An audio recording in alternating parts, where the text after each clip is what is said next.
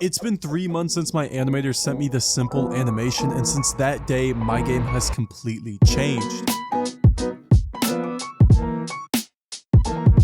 Hey, let me explain. My name is Toast and I'm Windshire's lead animator.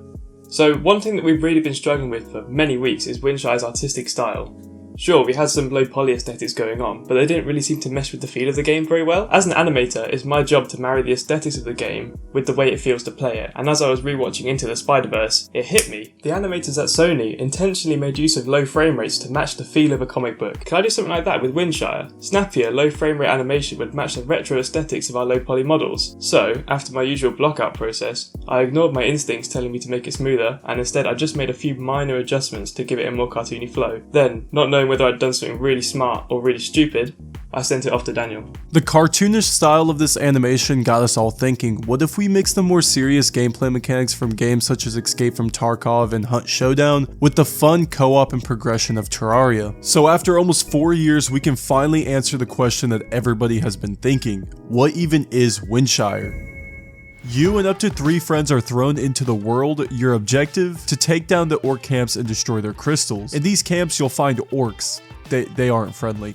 But in order to destroy the crystals, you'll have to go through them and their leader. Only then can these crystals be harvested for crystal shards, which are valuable magic items that can be used to permanently upgrade your character. You'll either choose to escape with the loot of a single camp or continue to the next camp. Just keep in mind that these orcs can sense the magic emanating from the crystal shards. If you manage to extract safely, you'll be brought back to the main hub. Here you can spend your shards, buy new items, and even gaslight your friends into giving you their home. Wait, if you don't, then you'll lose your entire inventory, lose friends, and probably rage quit, but the only thing you do get to keep is the permanent upgrades from the crystals. What?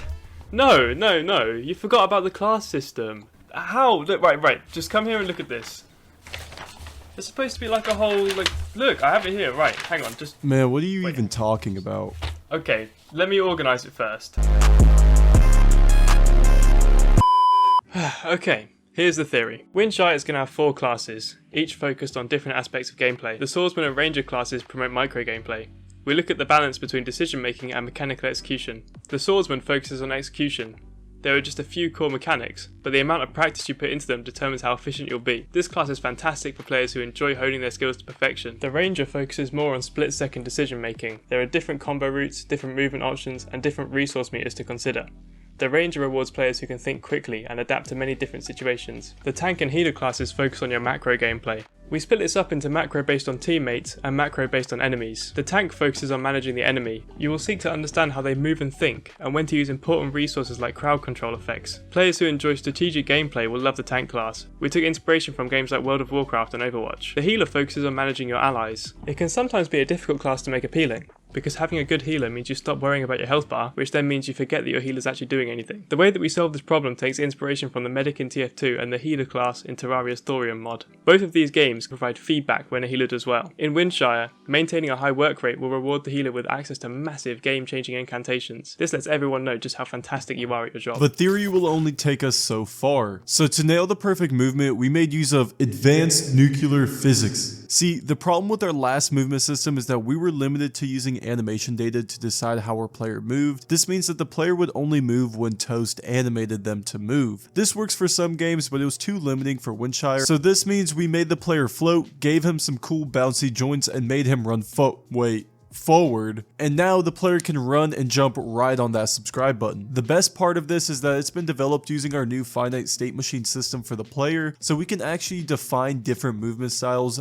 very easily. And if you would like a more in-depth look on how you can make a similar type of movement, I've linked a video in the description below that helped me a lot and explains it way better than I could ever. But now let's address the elephant in the room. Inspiration for the environment came from games like Valheim and Don't Starve. We love the feeling of the world being bigger than the player and the sense of mystery that was brought on as you explored it. Creating this sense of being lost and confused was something I wanted to play around with. We created a mood board for inspiration, and I decided just to throw in whatever I thought would stick, and it ended up looking something like this. Now, I don't think I'm entirely there, but I'm definitely starting to get a sense of what I wanted to do, and if you guys have any suggestions, I would love to hear it. Now that we have successfully broken both of our players' knees, the next thing on my to-do list is the inventory. So I went back and I implemented a quick strike equipped, along with adding a magnetizing effect to the dragged weapon, so whenever it's near the correct slot, it'll automatically equipped. With these two small changes, the inventory feels a lot better to manage, but let me know what you guys think in the comments down below. But now, let's actually get this weapon to do something. The first thing we did was create a new movement style while the player had a weapon out, but we needed to think about how the actual combat and Right, this guy's got no idea what he's talking about, so I'm just going to interrupt him here. The emphasis of this class is technical skill. That meant our swordsman needed more mechanical depth than press left click to attack. What we decided on is a system involving two types of attacks, heavy moves and light attacks. There are 3 heavy moves, which you can cycle between by left clicking. In between each heavy move, the player can insert up to 2 light attacks. Here's where it gets interesting. Light attacks can be used to cancel the end lag of heavy moves, and vice versa. This means that it's faster to switch between the 2 types of attacks than it is to simply spam left click. If you can perfect this timing, you'll be a very effective swordsman. You'll also have to make sure you manage your combo cycle properly. This is because, rather than having distinct abilities, all the utility available to the swordsman is contained within his combo. The first attack is a crowd control move, which will stagger enemies and set them up for further attacks. The second attack doubles as the swordsman's mobility option. This allows him to lunge into a better position. The third attack is the signature move, a huge overhead slam that deals massive damage in an area. A good swordsman will know when they can afford to spend their lunge on damage, instead of using it to get out of a bad position. They will know how many light attacks they can get away with between each move. The more familiar you are with the kit, the better you're going to play. There are also a lot of nuances with the animations. For example, you may notice that they each start halfway through the beginning of the action. This is because